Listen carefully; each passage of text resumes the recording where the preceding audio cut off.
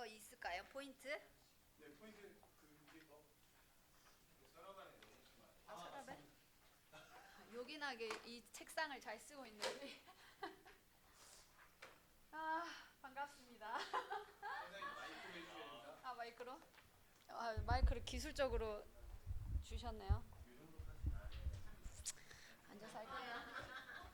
아, 주님. 태연이 언제 왔어? 언제 왔어? 깜짝이야. 아, 할렐루야. 기도하겠습니다. 하나님, 신약 파노라마를 잘 마무리하고 사복음서로 다시 한번 복습하는 시간들을 갖고자 합니다. 시간 또 이 사복음서를 통하여서 우리에게 주신 은혜를 다시 한번 발견하는 시간 되게 하여 주시고, 또 성경을 밝히 보는데 또 도움이 되는 시간 될 수 있도록 성령 하나님 함께 하여 주세요. 예수님의 이름으로 기도드립니다. 아멘. 네, 반갑습니다. 외우는 건 너무 어려운 것 같습니다. 그렇지만 또 사복음서로 요약 정리를 한번 가보도록 하겠습니다. 마태복음부터 요한계시록까지 우리가 쭉 이제 정리를 했죠. 네, 정리를 했는데 오늘 저와 함께 정리할 범위는 사복음서입니다. 근데 신약의 시작인 사복음서를 시작하기 이전에 알아야 할 시간이 있다 그랬어요. 무슨 시간이었죠? 400년 침묵기. 그렇죠. 400년 침묵기. 그래서 제가 1번 이제 이렇게 질문 이렇게 적어놨습니다. 질문. 신구약 중간기는 어떤 시간이었는가? 여러분들이 말했던 것처럼 400년의 침묵기였어요. 이게 성경에는 있었어요, 없었어요? 없었습니다. 없었고 하나님의 계시가 끊어진 400년이었어요. 그래서 암흑시대라고도 하는데, 말라기 이후에 예수님이 오시기 전에 이 400년 시간은 구약 선지자들을 통한 하나님의 예언대로 흘러가는 시간이었고, 또 여전히 하나님의 왕권이 세계사 속에, 세계사 여러분 역사 다 공부하셨죠? 네. 세계사 속에 기록되어 있는 시간입니다. 그럼 구약에 어떤 예언이 있었는가? 어떤 예언이 있었죠? 예수님이 다시 오시고. 그리스도. 그렇죠. 그것도 있었어요. 맞아요. 근데 이제 다니엘에 나오면 다니엘의 무슨 꿈 해석하는 장면이 나오죠. 그 느부갓네살 왕을 통해서 어떤 신상이었는가? 금, 은, 노, 철, 그리고 철과 진흙이 있는 이 금 신상이었어요. 그래서 이제 다니엘이 꿈을 해석을 하죠. 어떻게 해석을 하는가? 어떻게 해석을 해요?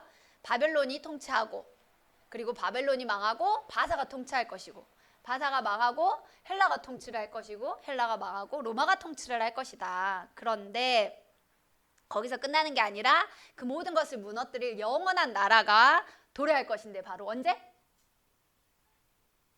예수님이 오신 때. 나 이런 그 예언이 다니엘서뿐만 아니라 이제 여러 선지자들을 통해서 이제 예언을 했습니다. 그렇게 성경의 약속대로 세계사가 어떻게 해요? 흘러갑니다. 그래서 하나님의 나라. 그래서 바벨론이 70년을 통치합니다. 그죠? 그리고 페르시아가 200년 동안 통치를 합니다. 여기까지가 구약 말라기 이제 내용이에요. 제가 수정을 해야 되는데 그 1번의 1 이게 제가 잘못 적어놨죠. 그래서 아수르, 바벨론, 바사 이렇게 적어놓으시면 될 것 같습니다. 근데 신구약 중간시대 앞에다가 적어놓으셔야 되겠죠? 네, 볼펜이 필요하겠죠. 제 얼굴만 쳐다보고 있으면 곤란해요. 그쵸. 그쵸? 아수르, 바벨론, 바사가 신구약 중간 그래요. 요즘에는 패드들을 다 쓰셔가지고 볼펜들을 안 가지고 다닌다는 이야기가.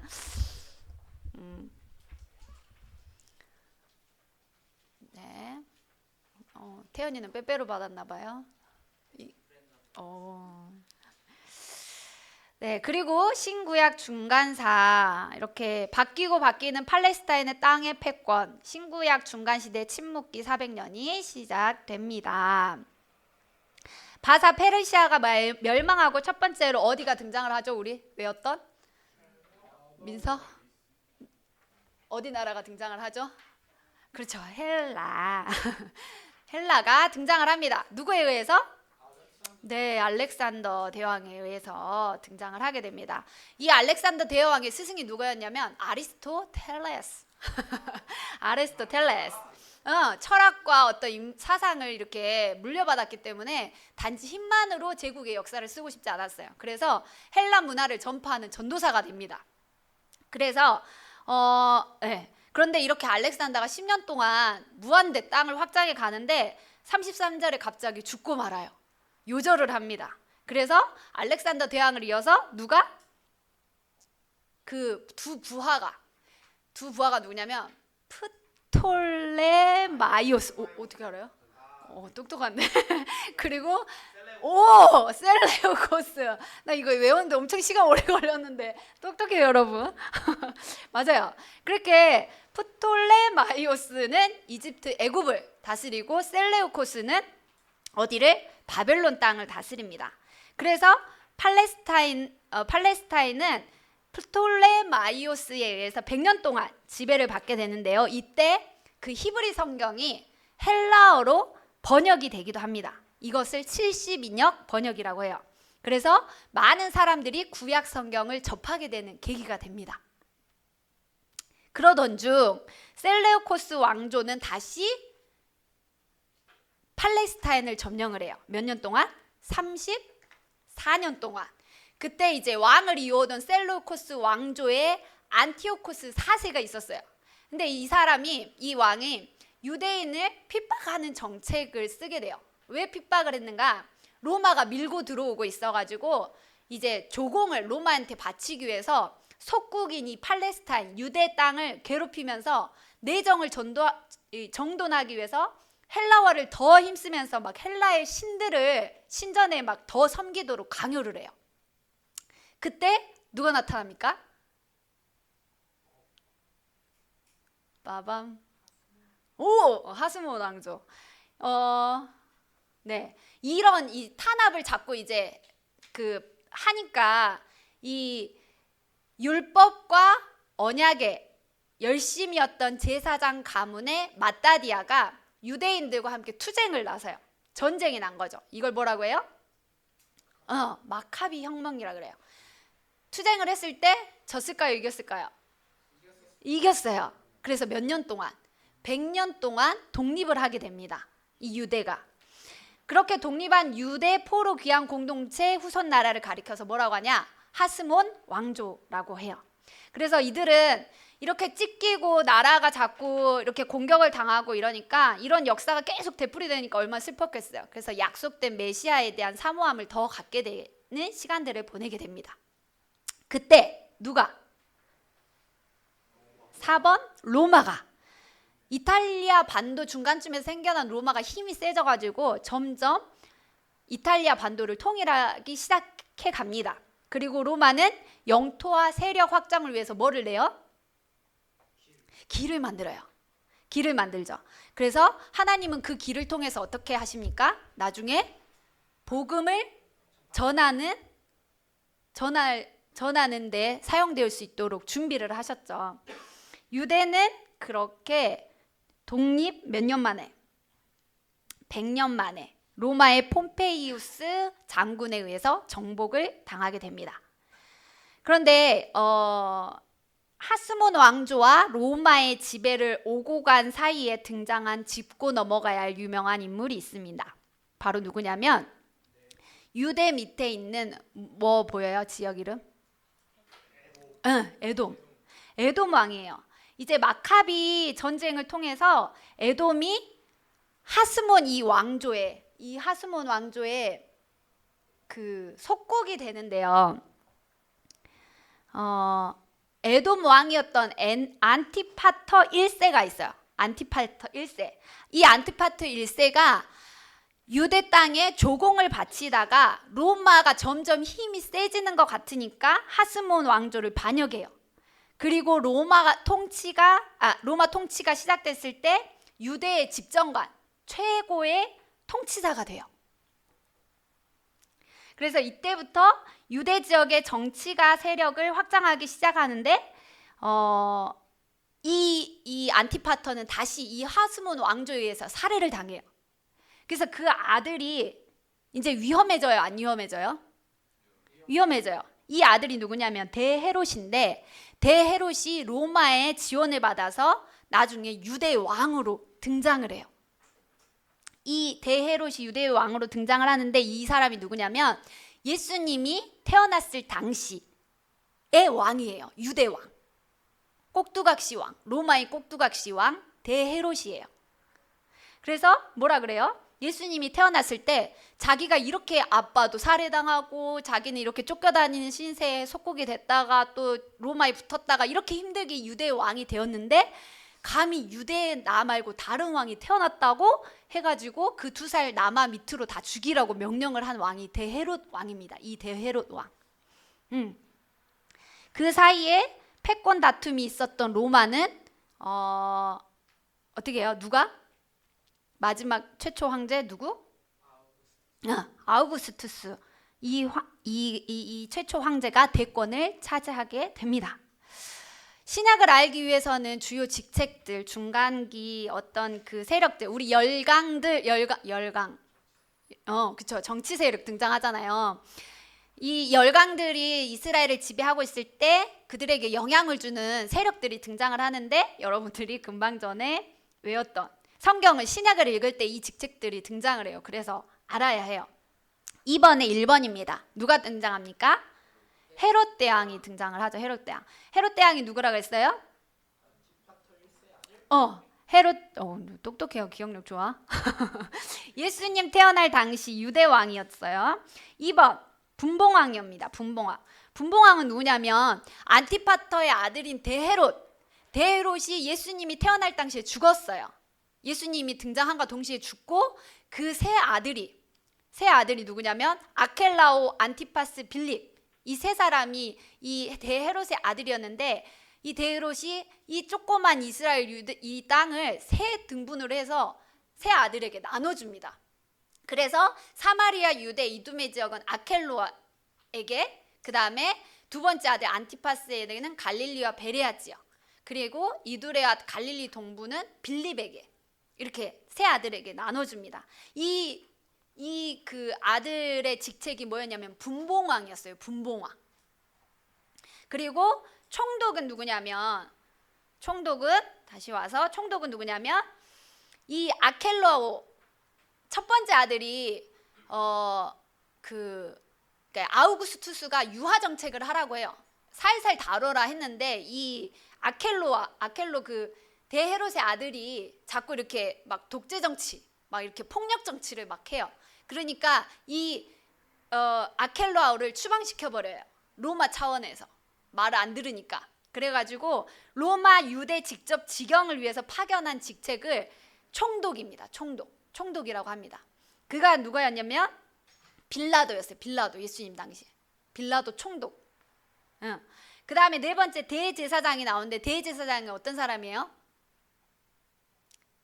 그 당시 유대인은 신앙 공동체였잖아요. 그 신앙 공동체의 최고의 위치에 있었던 사람들이에요. 그래서 이것을 로마 사람들이 아니까 어떻게 해요? 이 사람들은 이용해요. 이 유대 공동체의 최고 직책과 힘이 있는 사람들이라는 걸 아니까 이 로마 사람들이 그 자기의 힘을 이용해서 이 대제사장을 사요.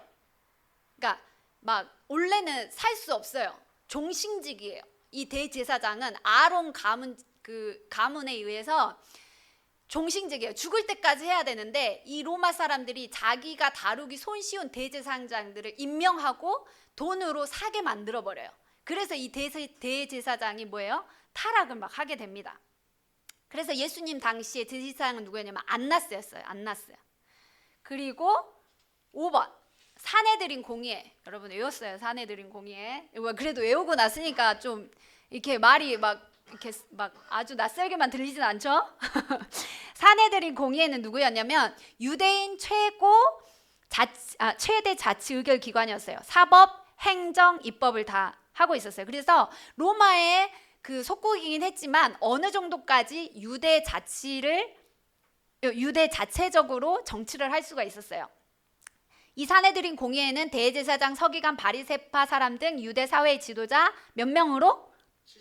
71명. 71명으로 구성이 되어 있었어요.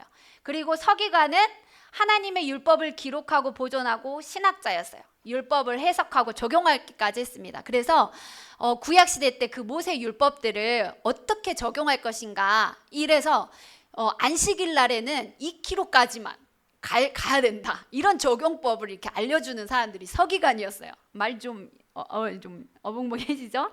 이 사람 중에 한 사람이 누구였냐면 니고데모였어요. 니고데모. 그다음 7번 사두개인입니다. 사두개인은 바리새인보다 작은 단체였어요. 대제사장을 배후에서 조종하면서 성전을 통해 부당한 이익을 취하였습니다. 부활을 부정했어요. 셀로 시몬이라는 사람이 있었습니다. 8번 바리새인. 사두개인에 맞서며 율법적 전통을 엄격하게 지키며 유대교의 거룩한 조류를 형성했고 민중을 등에 업은 자들이었습니다. 오늘까지 전통 유대교입니다. 니고데모와 바울이 있었습니다. 9번 세리. 세리는 어떤 사람들이었어요? 로마의 세금을 정부를 위해서 세금을 걷는데 자기가 그것보다 더 많이 걷어서 뭐를 해요? 돈을 번 사람들이었어요. 그래서 유대인들이 이 사람들을 경멸했죠. 그래서 막 예수님 오셨을 때 예수님이 세리와 죄인들과 함께합니다 막 이러면서 되게 경멸했던 부류였어요. 그죠? 10번 열심당. 로마 정부에 세금 내는 것을 거부하고 민족 해방을 위해 로마 정부에 저항을 했던 당입니다. 폭동을 일으킨 정치 집단. 네, 여러분 정치 세력들을 한번 다 외웠으니까 다 기억이 나는 걸로 알고 넘어가겠습니다. 3번 신구약 중간기 유대인들의 거주지요. 그러니까 이들이 그러면 어디 쪽에 살았는가? 어디 살았는가? 팔레스타인 지역에 살았어요. 북부 갈릴리. 그러니까 여기 이쪽 있잖아요. 여기가 북부 갈릴리 땅 위쪽에도 살았고, 팔레스타인 이쪽이 베레아 알죠? 베레아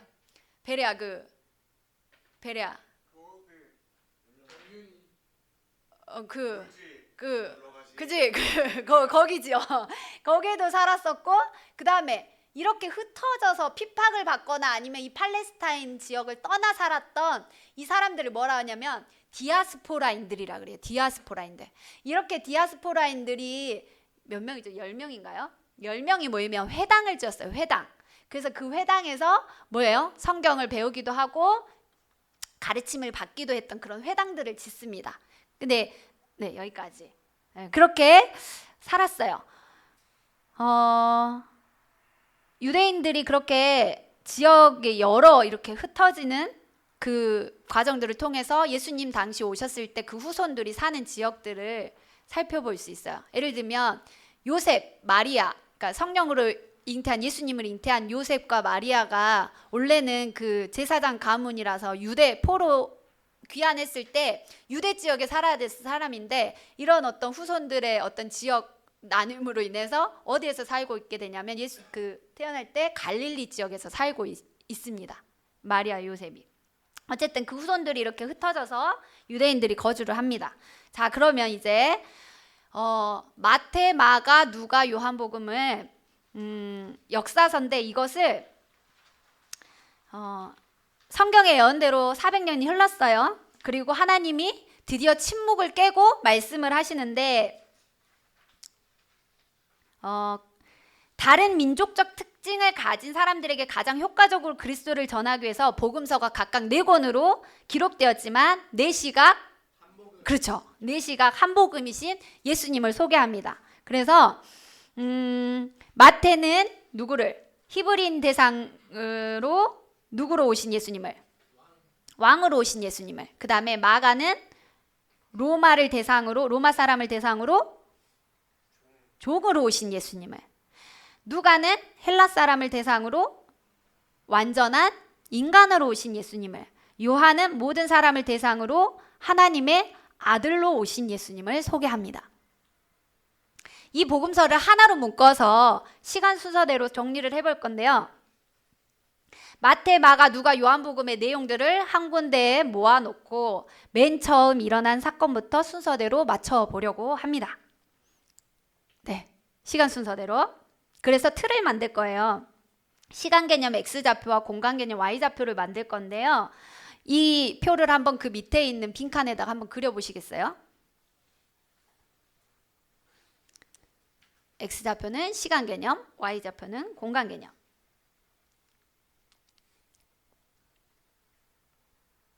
어렵지 않죠?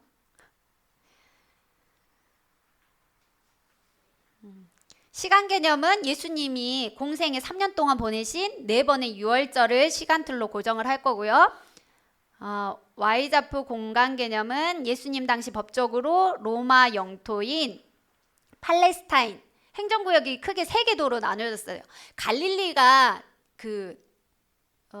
시 이름, 주문진 읍 이런 정도의 그게 아니라 도였어요. 도. 갈릴리 도, 사마리아 도, 유대 도. 중간에 있는 이 사마리아는 유대인들이 그 당시에는 유대인 거주지가 아니었으니까 빼버리고 크게 갈릴리 도, 유대 도로 나눌 것입니다. 갈릴리는 나사렛, 여러분들이 외웠던 지명이 다 나옵니다. 나사렛, 가버나움, 가나가 있는 시골 동네요. 시골 동네. 조용한 시골 동네였어요. 도였지만 유대도는 어떤 곳이었어요? 경기, 서울 특별시였어요. 특별시.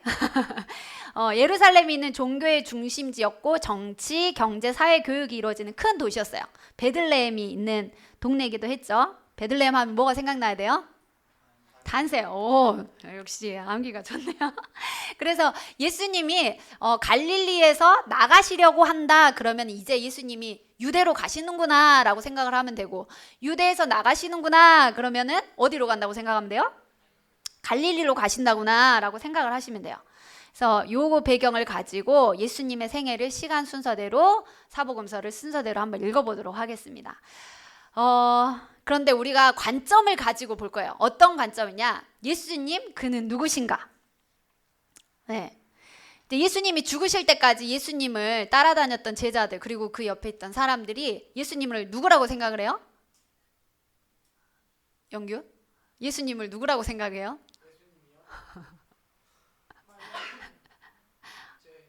죽을 때까지 누구라고 알고 쫓아다녀요? 제자들 그리고 메시아. 영규가 만약에 그 예수님 당시에 있었더라면 아마 예수님은 그렇게 생각했을 텐데 제자들은 그 로마의 압제로부터 건져내줄 하나의 그 왕으로 삼을 정치 지도자쯤으로 생각하고 따랐었죠. 근데 우리가 이 마태, 마가, 누가, 요한이라는 이 저자들을 통해서 도대체 그들이 그러면 예수님을 누구라고 결론을 내렸는지 생각하면서 예수님의 행적을 한번 따라가 보자라는 말입니다. 그래서 크게 예수님의 생애는 크게 어떻게 나눠요? 사생애와 공생애로 나뉩니다. 그죠? 예수님이 개인적으로 사셨던 사생애와 그 다음에 대중들과 함께 예수님의 하나님 나라를 가르치시면서 또 자신의 그 가르침들을 대중들에게 알려줬던 공생애로 나뉘어요. 그 공생애 분기점은 몇 세죠? 30. 네, 30세입니다. 30세 이때예요. 그러면 네, 사생애는 그러면 무슨 일이 있었는가? 사생애는 무슨 일이 있었는가? 요셉과 마리아가 나사렛에 살다가 예수님이 성령으로 잉태하죠. 그죠? 예수님 성령으로 잉태해서 그런데 잉태했을 때 출생할 때쯤 됐을 때 이 로마의 아우구스투스 로마 황제가 그 호적 조사를 하라 그래요. 그래서 자기의 본디 고향인 베들레헴으로 내려갑니다. 그 내려갔는데 출산하고 나서 어떻게 됐다 그랬어요? 대헤롯이 남아 2세 밑으로 다 죽이라고 명령을 내렸댔죠. 그래서 어디로 피신을 해요? 애굽으로 피신을 합니다. 그랬다가 대헤롯이 죽고 난 다음에 나사렛으로 다시 가요. 그리고 나서 12세 때 유월절 절기를 지키기 위해서 예루살렘을 왕래하는 부모님과 왕래하는 시간들을 보내게 됩니다. 그런데 네, 여기를 이제 그렇게 사생활을 끝나고 나서 이제 예수님의 공생애가 시작이 되는데 유월절부터 아까 시간들을 나눴잖아요. 근데 그 유월절 첫 번째 유월절 전에 예수님이 하셨던 행적들이 있어요. 그거를 유월절부터 시작을 하는 시간으로 우리가 개념을 잡았으니까 유월절 앞에 일어났던 일들을 앞자투리 공생애라고 명칭을 가지고 정리를 해서 나가보도록 하겠습니다. 네, 이때 무슨 일이 있었냐면 세례 요한의 집회 장소, 거기가 어디였냐면 요 지역이었어요. 요 지역. 이렇게 여기가 어디예요? 베레아 그쪽 근처죠. 그죠? 요단강 하류. 예수님께서 장거리 여행을 준비해서 이렇게 갈릴리에서 세례 요한 집회 장소로 이동을 합니다. 여기서 뭘 받으세요? 요단강 세례를 받으십니다. 그리고 어떻게 해요? 유대 광야에서 뭘 받으세요? 시험을 받으세요. 그리고 금식 기도도 하시고, 그리고 나서 다시 세례 요한 집회장으로 가십니다. 거기서 처음으로 세례 요한 매니아였던 갈릴리 5 형제들을 만나요. 누구냐면 안드레, 베드로, 야고보 아니고 안드레, 베드로, 요한, 빌립, 나다나엘 5사람을 만납니다. 예수님이. 그래서 이들이 예수님을 만나고 나니까 세례 요한보다 더 좋은 거예요. 그래서 예수님을 따라서 전격적으로 예수님의 제자가 되기로 방향을 선회합니다. 그 5 제자와 함께 어디로 가나요?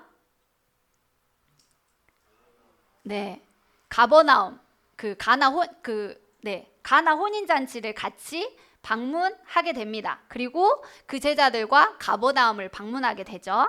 근데 방문하는데 가버나움이 여기서 그 12제자 가버나움이 아니고 그 이전에 잠깐 방문을 해요. 이 5명의 그 아직 제자가 되지 않은 이 사람들과 방문을 해요. 그 이유는 뭐냐면 그 가버나움에서 12제자 나중에 이게 뽑잖아요. 그때 그 때를 위해서 잠시 거점 지역으로 둘러보기 위해서 간 거예요. 이 가버나움 지역을. 그리고 나서 다시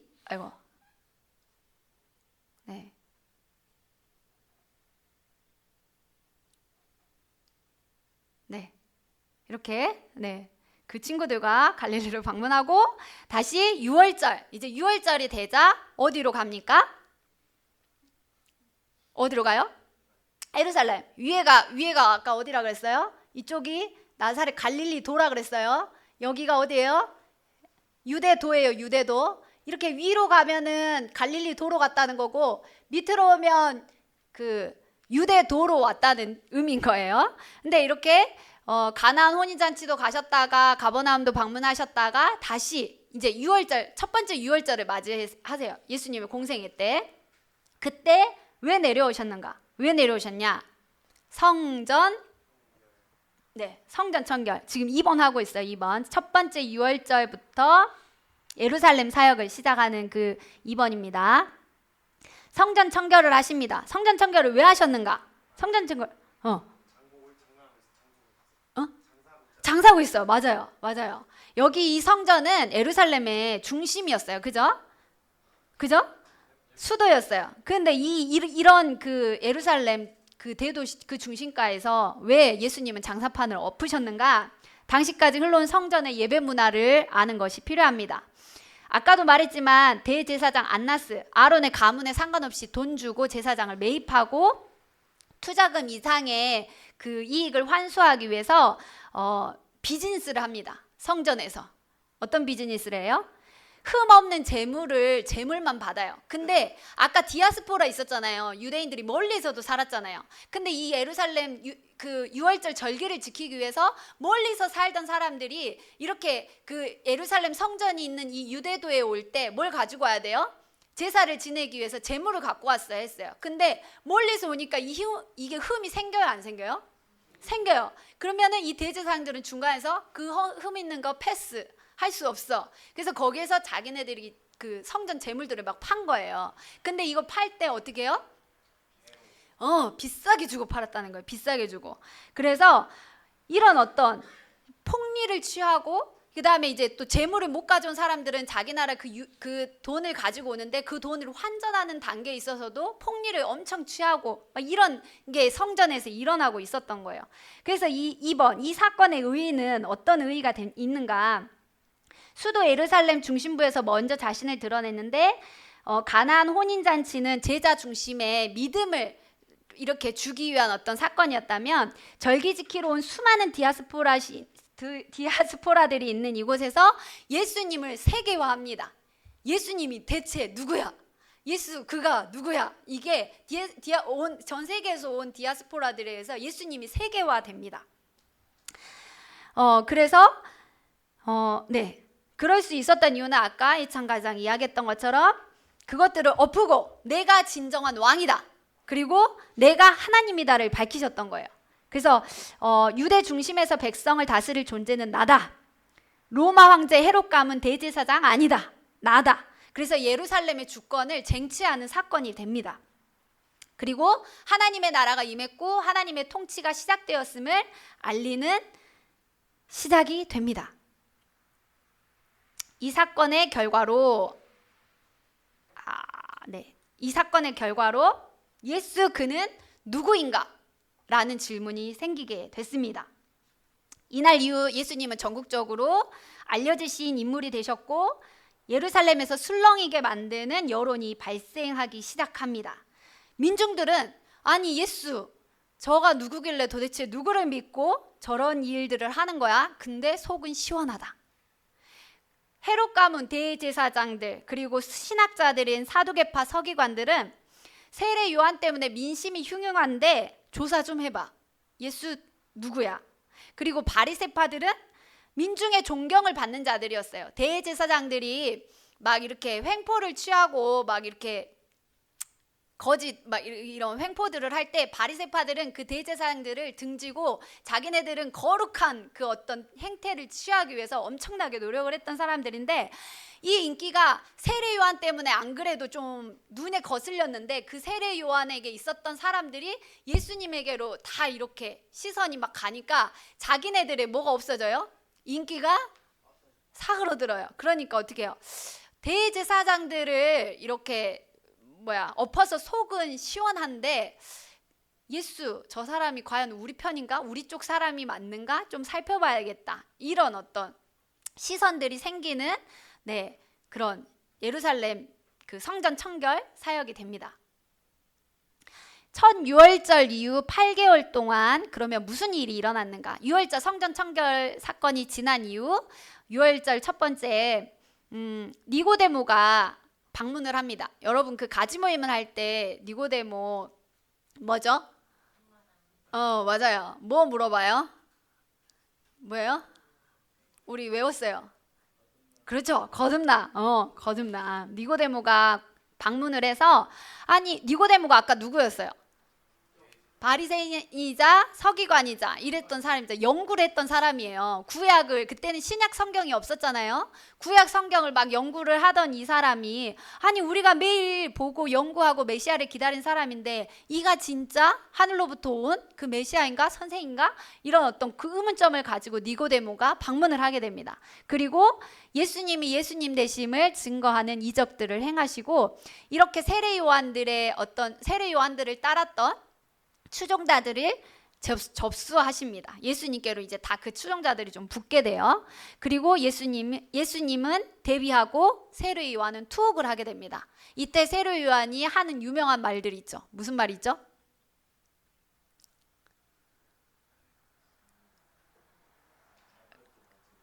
그 말을 하면서 그는 흥하여겠고 나는 쇠해야 되겠다 하면서 진짜 쇠한 그 퇴장을 합니다. 옥에 투옥이 되면서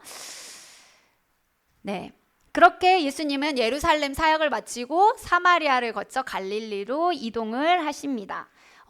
이 그 예루살렘 사역 8개월간 마칠 쯤에는 어떤 일들이 있었냐면 바리새파의 입장을 예수님께서 간파하십니다. 2번에 1번 하고 있어요. 그래서 이 예수님은 우리 편이 아니라 우리가 지키고 있는 이 율법을 어지럽히는 자다라고 바리새인들은 파악을 해요. 그래서 예수님은 기득 세력들과 부딪히고 싶지 않았고 그리고 예수님의 때가 아니었기 때문에 다시 어디로 올라가십니까? 갈릴리로 다시 이동을 합니다. 그때 누구를 만나요? 맞아요. 사마리아 여인을 만납니다. 우물가의 여인을 만납니다. 그리고 이제 유월절 첫 번째 유월절을 보내고 난 다음에 4번 첫 번째 유월 이후 12월부터 두 번째 유월절 이전까지 갈릴리 사역을 하십니다. 그래서 이것을 갈릴리 1차 사역이라고 이야기를 합니다. 갈릴리에 계셨다가 유대도로 가셨다가 다시 갈릴리로 고향으로 돌아오십니다. 이때 1번 예수님보다 뭐가 먼저 도착해 있었어요? 네, 소문이 먼저 도착을 했었어요. 그래서 무슨 소문이 있었냐? 이 유대 예루살렘 성전 척결에 어떤 이 사건이 너무 대두가 되면서 갈릴리 지역까지 소문이 쫙 난 거예요. 그래서 갈릴리에서도 예수, 그가 누군가 이런 질문들이 이제 나게 된 거예요. 그래서 예수님이 어떻게 규명을 하시냐? 이사야 61장 1절에서 3절 말씀을 꺼내십니다. 주 여호와의 영이 내게 내리셨으니 이는 여호와께서 내게 기름을 부으사 가난한 자에게 아름다운 소식을 전하게 하렵니다. 나를 보내사 마음이 상한 자를 고치며 포로된 자에게 자유를, 갇힌 자에게 노임을 선포하며 여호와의 은혜의 해와 우리 하나님의 보복의 날을 선포하여 모든 슬픈 자를 위로하되 무릇 시온에서 슬퍼하는 자에게 화관을 주어 그 죄를 대신하며 기쁨의 기름으로 그 슬픔을 대신하여 찬송의 옷으로 그 근심을 대신하고 그들의 의에 남은 곧 여호와께서 심으신 그 영광을 나타낼 자라 일컬음을 받게 하려 하심이라. 이 말씀을 선포하시면서 내가 이사야의 그 나타난 나다 라고 이 갈릴리에서 증명을 하십니다. 그렇지만 어떻게 해요? 나사렛 그 원로들은, 장로들은 이 예수님을 받아들이지 않고 예수님을 뭐예요? 죽이려고 합니다. 그래서 예수님이 그 아까 가버나움에 잠깐 정탐을 했었다 했잖아요. 5명 그 세례 요한의 그 만났던 갈릴리 사람 5명 뭐예요? 안드레, 베드로, 요한, 나다나엘, 빌립, 그죠? 이 5사람을 만나서 잠깐 방문했었던 이 가버나움 지역으로 예수님이 뭘 하냐면 이사를 합니다. 이사. 가버나움, 나사렛, 베처, 가버나움 이렇게 가십니다. 그죠?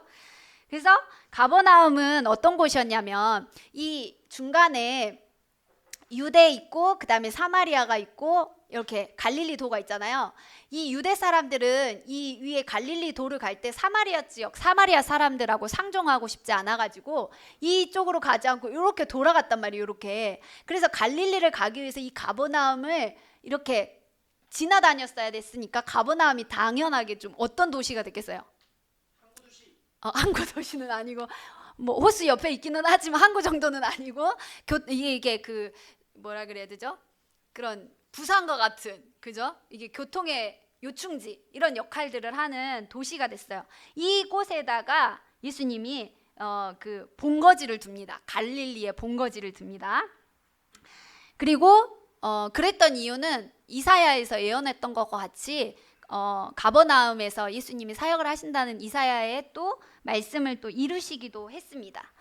그렇게 첫 갈릴리 사역을 시작하시게 되는데요. 첫 갈릴리 사역을 시작하시게 되는데요. 어떤 선포를 하시냐? 회개하라, 천국이 가까웠느니라. 네, 이 메시지를 선포하시고 나서 12제자를 부르십니다.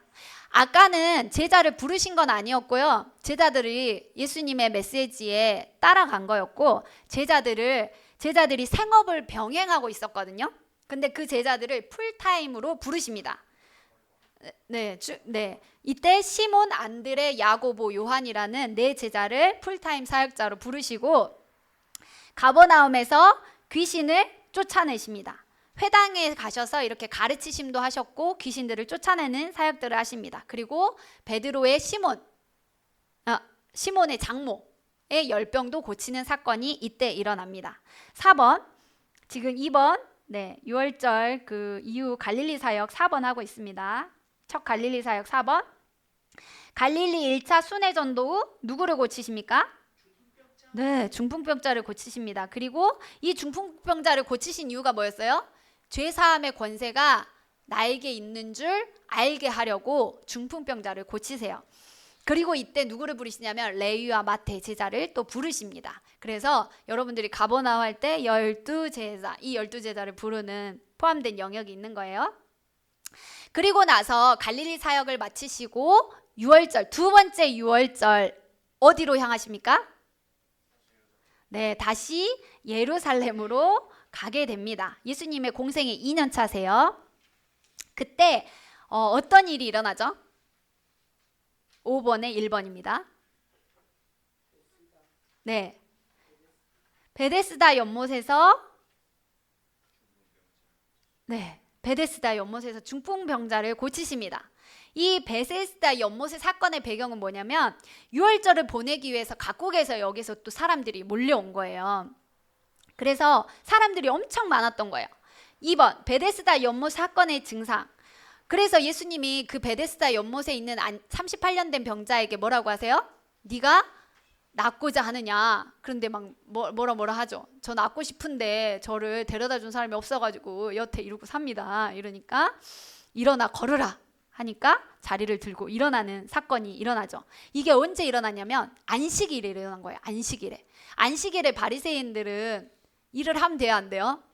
생명을 살리고 있는 이 예수님이 엄청 꼴보기 싫은 사건이 되는 거예요, 또. 그래서 예수님은 이 사건을 통해서 무엇을 드러내고 싶으셨는가? 내가 안식일의 주인이다. 내가 안식일의 주인이다. 그리고 나와 아버지는 동등하다. 라는 것을 사람들에게 알리시고 말씀하시기 시작을 했습니다. 그래서 요한복음 5장 24절 말씀을 선포하십니다. 네, 우리 종면가지장 한번 읽어주실래요?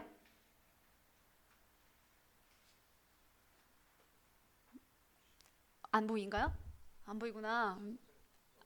네, 5장 24절. 내가 진실로 너희에게 이르노니 내 말을 듣고도 나 보내신 이를 믿는 자는 영생을 얻었고 심판을 이르지 아니하나니 사망에서 생명으로 옮겼느니라. 네, 요한복음 또 예수님께서 뭐라고 이야기하냐? 너희가 성경에서 영생을 얻는 줄 생각하고 성경을 연구하는데 이 성경이 곧 나에 대해서 증언하는 것이다 라고 말씀을 하십니다. 그 결과 어떤 일이 일어났냐면 정치 지도자들이 예수님을 더 죽이려고 난리가 납니다. 신성 모독 죄인으로 몰아서 죽이려고 합니다. 죽이자! 이렇게. 그래서 여기까지 정리를 하자면 예수님의 사생애, 그 다음에 앞잡투리 공생애, 그 다음에 성전 척결 사건 이후에 일어난 사건, 그 다음에 갈릴리로 돌아가셔서 갈릴리에서 있었던 사건, 그 다음에 예루살렘으로 와서 베데스다 연못 사건. 이거를 아까 빈 공간에다가 한번 정리를 해볼까요?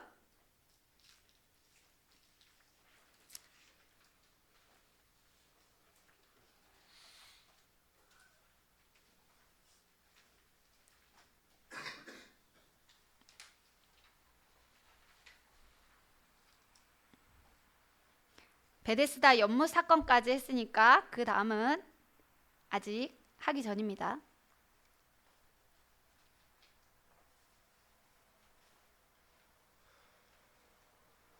갈릴리 1차 사역이라고만 적혀 있는데 그때 생각나는 사건들을 한번 적어보세요.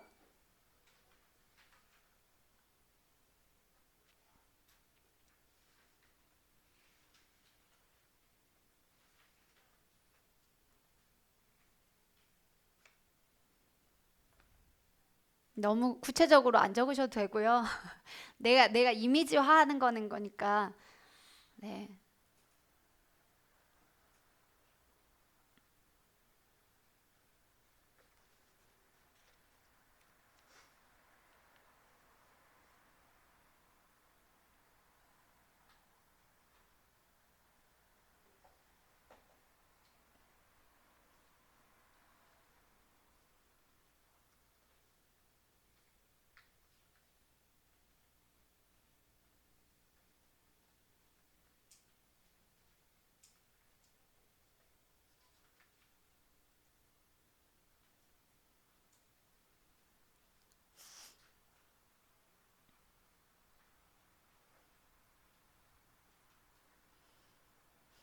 이렇게 시험 받고 그 다음에 가나 온전치 가버나움 잠깐 들렸다가 6월절 첫 번째 6월절에 성전 청결 사건에 내려오셨다가 6월절에 보내고 나서 예루살렘에서 이런 일들이 있었다는 다음에 사마리아로 거쳐 갈릴리로 이동하는 가운데 우물가의 여인을 만나고 갈릴리 1차 사역에서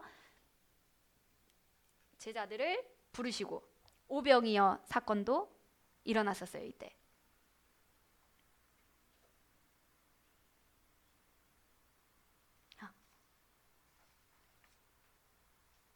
죄송해요. 제자들을 부르셨죠. 제자들. 그리고 나서 여기 예루살렘은 이제 시작을 할 겁니다. 여기까지. 네. 자, 그리고 나서 두 번째 유월절을 베데스다 연못에 이 사건들을 보내시고 난 이후에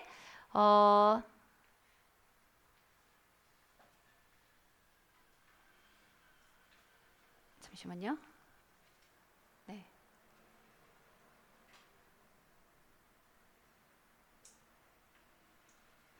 네, 아이고.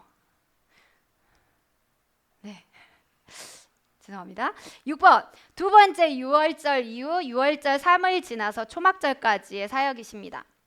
이때 예수님이 언제인지는 모르지만 다시 갈릴리로 돌아가셨습니다. 유월절 3회는 다시 그 예루살렘으로 내려오시지 않으셨고요. 계속 갈릴리에 계셨어요.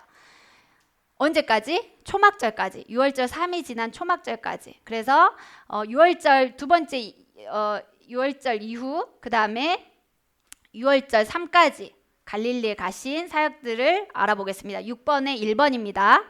유월절 두 번째 유월절 이후 그 다음에 세 번째 유월절 전까지 어떤 이슈가 있었는가? 첫 번째 두 번째 유월절 이슈도 안식일이었습니다. 그리고 유월절 두 번째 이후에 갈릴리에 오시자마자 교회 조직의 모형 12제자를 확정하시고 이어서 세계명 산상순을 베푸십니다. 세 번째, 그 이후 가버나움을 중심으로 엄청나게 많은 2차 사역을 하시고 많은 비유, 하나님 나라 천국을 말씀하시고 바다를 잠잠케 하시는 사역들을 하십니다. 4번, 그러면서도 12제자를 훈련하시고 12제자들로 사역하게 하십니다. 이쯤에 다섯 번째, 세례 요한이 참수를 당합니다. 예수님은 대중을 피하기 시작합니다. 예수님 인기가 극에 달았고 아직 때가 차지 않아서 피하셨습니다. 세 번째 유월절이 다가오는 즈음 예수님은 오병이어 사건을 일으키시는데 왕으로 추대하려는 움직임으로 인해서 대중이 있는 곳은 피하시고 일곱 번째 예수님이 그들이 나를 따르는 것은 예수님을 믿는 것이 아니라 풍요와 다산을 위해서 따르는 것이다. 나는 생명의 떡이다. 기독교의 진리는 하나님이 보내신 예수님을 믿는 것이다 라고 말씀하시면서 그들을 피해서 조용한 곳으로 이동을 하십니다. 그리고 나서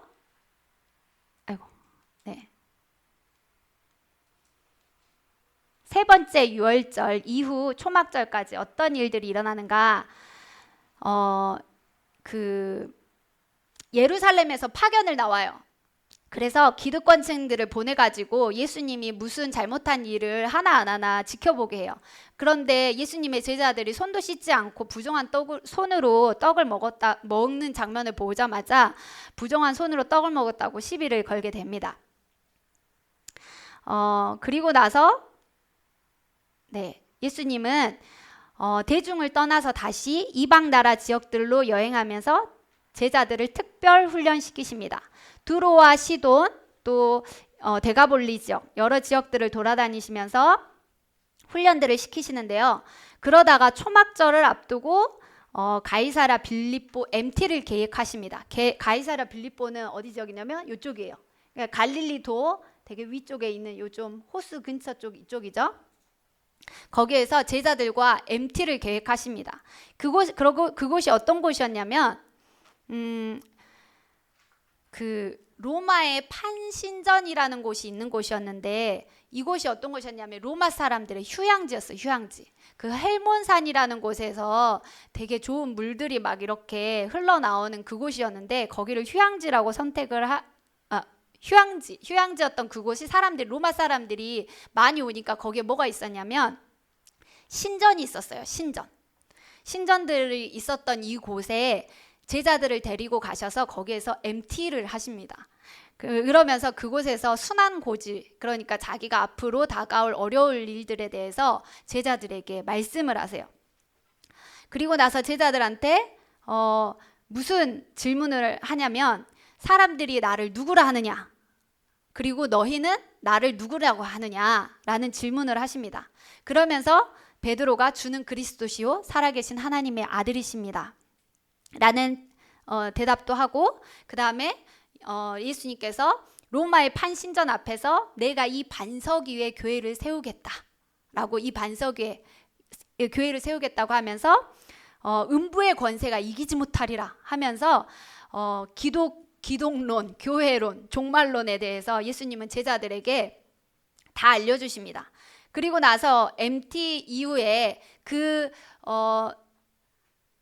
주는 그리스도시여 살아계신 하나님의 아들이십니다라는 고백과 내가 이 반석 위에 이방 신전들이 있는 이 모든 반석 위에 이것들을 다 하고 내가 교회를 세우겠다라는 고백과 음부의 권세가 이기지 못하리라는 최종 승리할 것을 예언하신 것을 직접적으로 경험할 수 있도록 제자들에게 보여주시는데요. 그게 무슨 사건이냐면, 무슨 사건일까요? 예수님이 이렇게 막 이렇게 빛이 나요. 그래서 막 초막 셋을 짓겠다고 한 사건이에요. 그렇죠. 여러분이 외웠던 변화산 사건입니다. 여기에서, 이곳에서, 이 가이사랴 빌립보 지역에서 예수님이 제자들과 MT를 하신 이후에 변화산 사건, 그러니까 신앙 고백, 여러분이 외운 거 신앙 고백, 변화산 이렇게 했는데 그게 지금 이쪽인 거예요.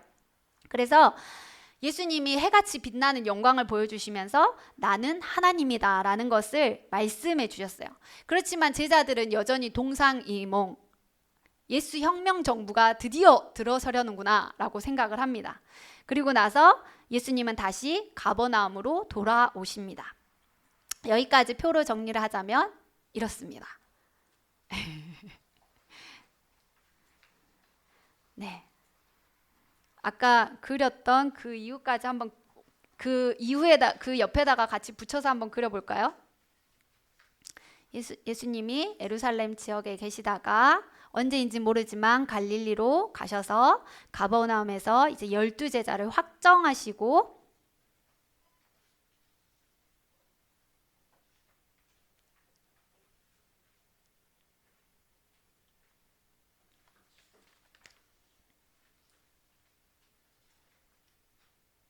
산상순도 베푸셨고, 오병이어 사건을 통해서 무리를 먹이심, 네, 이 장면이 있었던 것이죠.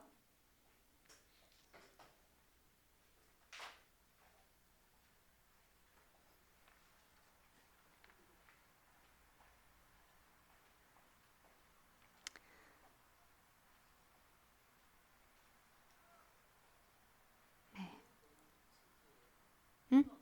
응? 아, 유대에서, 유대 본부 측에서 감시를 보냈다 이 말이에요.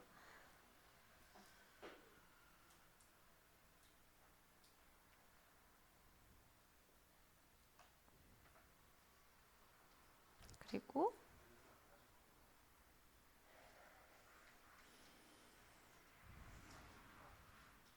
세 번째 유월절에는 예루살렘을 가지 않고 갈릴리에 계속 계시다가 초막절이 되셔서 예루살렘을 가십니다.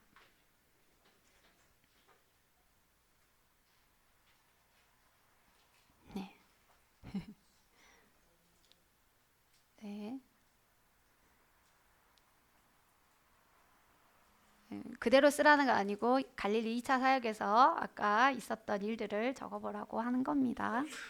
그리고 나서 네, 세 번째 유월절이 지난 초막절에 예수님께서 예루살렘으로 올라가십니다. 갈릴리가 고향이었던 예수님께서는 인간의 몸을 입고 다시는 돌아오지 못할 마지막 그 예루살렘 행이 되는 것입니다. 7번에 2번을 하고 있습니다. 예루살렘으로 올라가는 길에 무슨 일이 생겼는가? 예루살렘으로 가는데 사마리아로 통과해서 가려고 하는데 사마리아인들이 통과하지 못하게 해요. 그래서 요한이, 불같은 요한이 불을 내려버릴까요? 하면서 화를 냈던 곳이기도 합니다. 예수님께서 이때 또 70인단 전도인들을 모집합니다. 전도인들을 모집하는데 그때 이제 생기는 그 말씀이 뭐냐면 저 장례식 좀 하고 가면 안 될까요? 뭐 좀 하고 가면 안 될까요? 이 일들이 있었던 시간들입니다. 네. 그리고 나서 세 번째, 드디어 예루살렘에 도착해서 초막절 성전 설교를 하십니다. 이때 아까 갈릴리로 올라가시기 전에 무슨 사건이 있었어요? 예루살렘에서 가시기 전에 안식일에 베데스다 연못 사건이 있었잖아요. 예루살렘에. 그 사건을 마무리하고 예수님께서 갈릴리로 가셨고 다시 이제 예루살렘으로 그 사건이 이제 있었던 채로 이제 예수님은 갈릴리로 가셨고 그랬던 예루살렘이 지금 다시 내려오신 거예요. 예루살렘 성전 분위기는 여전히 싱숭생숭입니다. 그런데 예루살렘에 도착해서 예수님은 초막절 설교를 하시는데 어떤 설교를 하셨는가? 나와 아버지는 하나다. 나는 안식일의 주인이다. 아버지께서 창조 때 하신 일 나도 지금 하고 있다. 왜 나를 죽이려고 하냐? 나 하늘로부터 온 자다. 그리고 나는 왔던 곳으로 다시 가게 될 것인데 그것이 내가 메시아라는 증명이다. 이사야서 55장을 연결해서 이야기하시면서 값없이 목마른 자들아 값없이 내게로 오라. 생수를 주겠다. 그 생수를 주시는 분이 바로 나다 라고 이렇게 그 이사야 구약시대의 말씀을 꺼내 인용하시면서 계속적으로 그리스도인 내가 너희들의 목자이고 내 목숨을 너희들을 위해서 내버리는 내가 그리스도이다 라는 것들을 초막절 설교에서 계속 이야기를 하셨습니다. 그리고 나서 예루살렘 전도단 보고도 받으시고 이때 주기도문을 가르치십니다. 네. 그리고 나서 수전절에 또 설교를 또 한 번 하시는데요. 영생을 주겠다. 나 그리스도가 맞다. 나와 아버지는 하나다. 양들을 위해서 목숨을 주는 내가 바로 그리스도다. 라고 설명을 하시고 수전절 이후에 다시 어디로 이동을 하시냐면 베레아 지역으로 이동을 하십니다. 그리고 나서 마지막 사역을 하시는데 그 세례 요한 집회 장소이죠. 이 베레아 지역이 시작한 곳에서 끝을 맺으시는 예수님. 그리고 그곳에서 어떤 일들이 일어나죠? 나사로야 일어나라. 삭개오야 내려와라. 네, 이 일이 이 베레아로 갔을 그 시절에 일어난 사건이죠. 그리고 이 베레아에서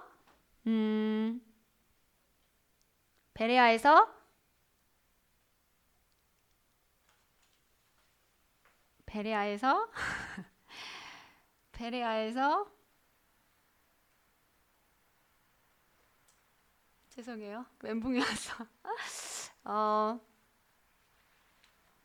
네. 2번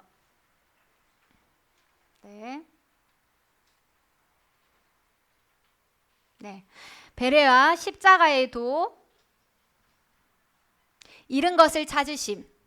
베레아에서 잃은 것을 찾으심. 기억나시나요? 이때 잃은 양을 찾는 설교들, 그 다음에 잃은 아들들에 대한 말씀들, 이 청중이 이 베레아 살고 있었던 세리와 죄인들을 향한 말씀이셨는데 그때 십자가의 도를 전하십니다. 그리고 베레아에서 예루살렘으로 들어오는 길에 누구를 만나죠? 아까 나사로 사건이 있었고 그 이후에 예루살렘으로 들어오시는 길에 삭개오를 만나시게 되시죠. 그리고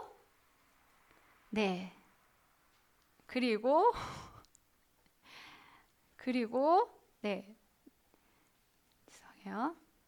그리고 베레아에서 예루살렘으로 다시 입성을 하십니다. 입성. 그리고 나서 다시 뭘 하죠? 성전 청결을 다시 한번 일으키십니다. 그래서 성전의 주인 되심과 내가 왕이다라는 것을 다시 한번 주장하십니다.